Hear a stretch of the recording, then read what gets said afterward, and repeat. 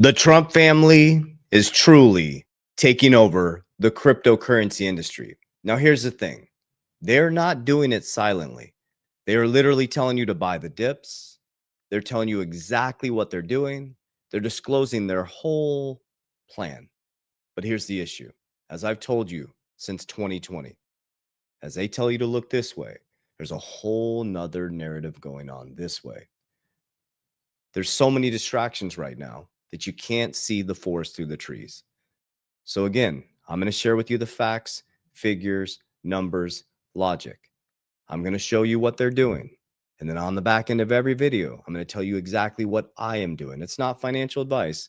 I'm just peeling back the curtain. No gatekeeping. Here's exactly how I'm beating inflation, how I'm creating cash flow, and how I'm taking advantage of the largest shift in generational wealth in history, that we will never have this opportunity again.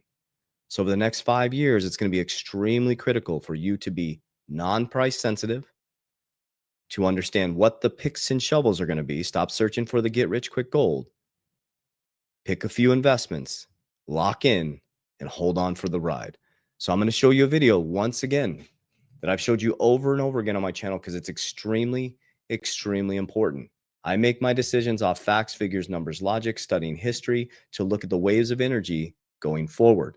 This was 8 years ago now. I've been showing you this video for so long, okay? If you want to find this video, type in Trump even playing field. This was on CNBC over 8 years ago. President Donald Trump on currency devaluation will level the playing field, okay? So this was 8 years ago in his last presidency. Now remember, he told you that he's a dollar guy and to cryptocurrency.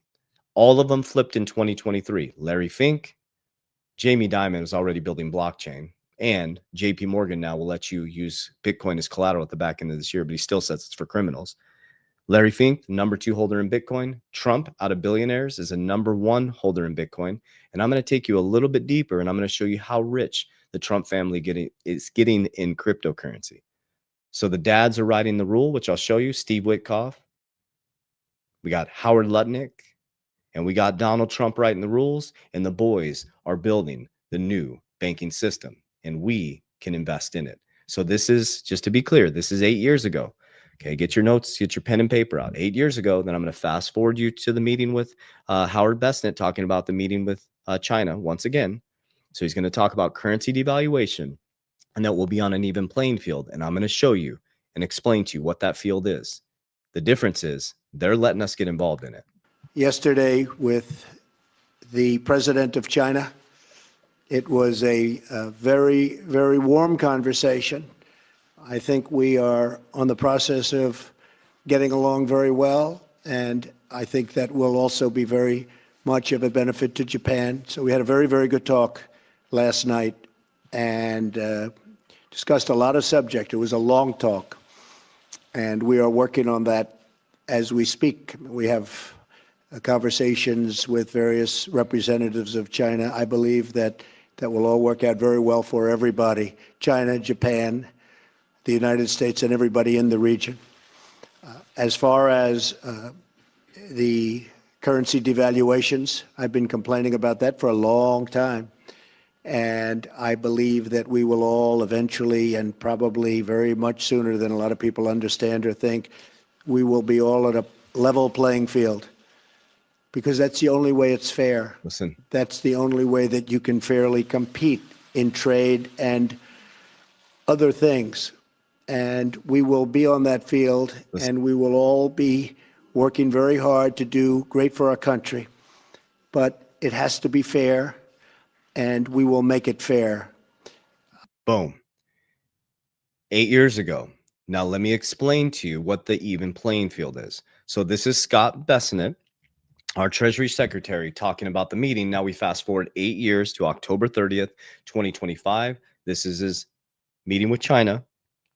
Okay, we're going into the tariff deals, and then I'm going to show you what the even playing field is. And I'm going to share with you how I'm taking advantage of investing in the new infrastructure, the financial system for the next 100 years. All the congratulations should go to President Trump. He has a fine relationship with President Xi. The mood in the room was one of great respect but also between two men who knew each other quite well and knew what they were getting into.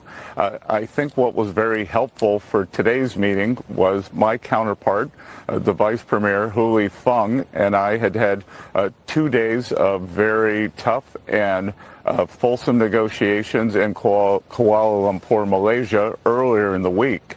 So President Xi walked in the room and said, I think we can agree on the consensus reached in Malaysia.